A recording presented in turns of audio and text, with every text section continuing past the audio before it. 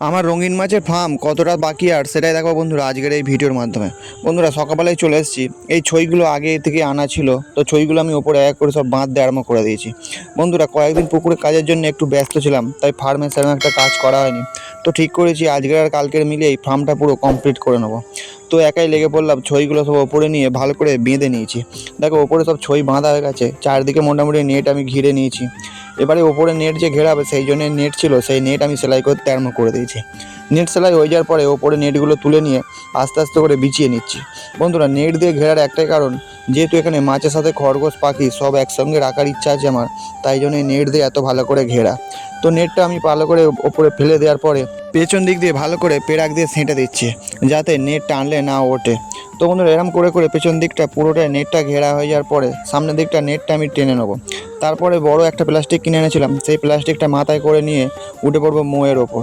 তার কারণ আমি আজকের এই প্লাস্টিক বিছিয়ে দিতে চাই, কারণ আর বেশি সময় বাকি নেই মাছের বাচ্চা তোলার। সিজন চলে এসছে, প্রত্যেকটা মাছই মোটামুটি পেটে ডিম এসে গেছে। তো প্লাস্টিকটা ওপরে চাপিয়ে নিয়ে প্লাস্টিকটা আমি আস্তে করে খুলে ওপর দিকটা টাঙিয়ে নেবো, তারপরে নিচের দিক দিয়ে বিছিয়ে নেবো। বন্ধুরা এই প্লাস্টিকটা মোট 7 কিলোর ওপরে ওজন হয়েছে, যার দাম 1200 টাকার মতন পড়েছে। মোটামুটি ওপরে প্লাস্টিকটা বিছানো হয়ে যাওয়ার পরে ঘরের ভেতরে আমি চলে এসেছি। তোমাদের আগেই আমি দেখিয়েছিলাম যে ভেতরে আমি ইট পেটে রাবিশ দিয়ে সোলিং করে নিয়েছিলাম। আর ওই যে ফাঁকা জায়গাটা দেখতে পাচ্ছ, ওখানটা আমি গর্ত খুলে চৌবাচ্চা করব। তারই মধ্যে ঘরের ভেতরে দেখি একটা সাপ এসে ঢুকে পড়েছে। আর যে জায়গাটা আমি দেখালাম গলির মধ্যে, সেখানে কিছু সাদা বালি আছে, সেই বালিগুলো তুলে নিয়ে আমি ঘরের মধ্যে ফেলে দেবো। তো মাথায় গামছা বেঁধে কোদাল আর গামলি নিয়ে চলে গেলাম সেই গলির মধ্যে। গামলিটা রেখে আস্তে আস্তে করে কোদাল দিয়ে বালি তুলে গামলিতে আমি ভর্তি করতে লাগলাম। বন্ধুরা এখানে মোটামুটি অনেকটাই বালি আছে, এই বালিগুলো ঘরের মধ্যে বিছিয়ে দিলে মোটামুটি উঁচু মতন হয়ে যাবে। তাহলে আমাকে আর কিন্তু খড়ামুখ মারতে হবে না বালি সিমেন্ট দিয়ে।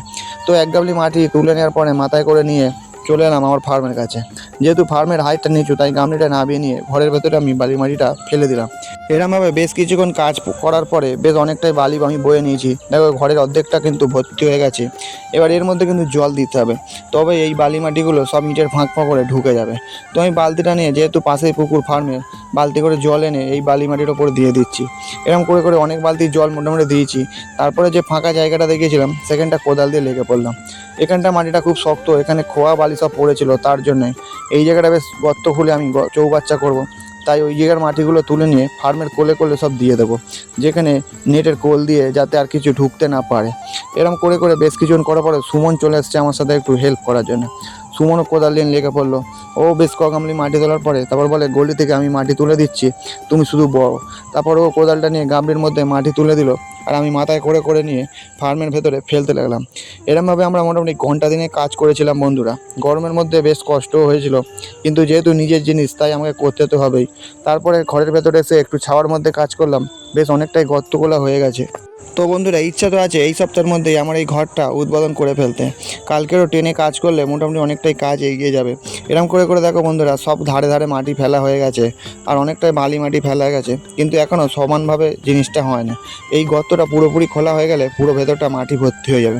তো বন্ধুরা আজকের ভিডিও এই পর্যন্তই, আবার দেখা হচ্ছে আগামীকাল ফার্মের যে কাজটা বাকি আছে সেই ভিডিও নিয়ে।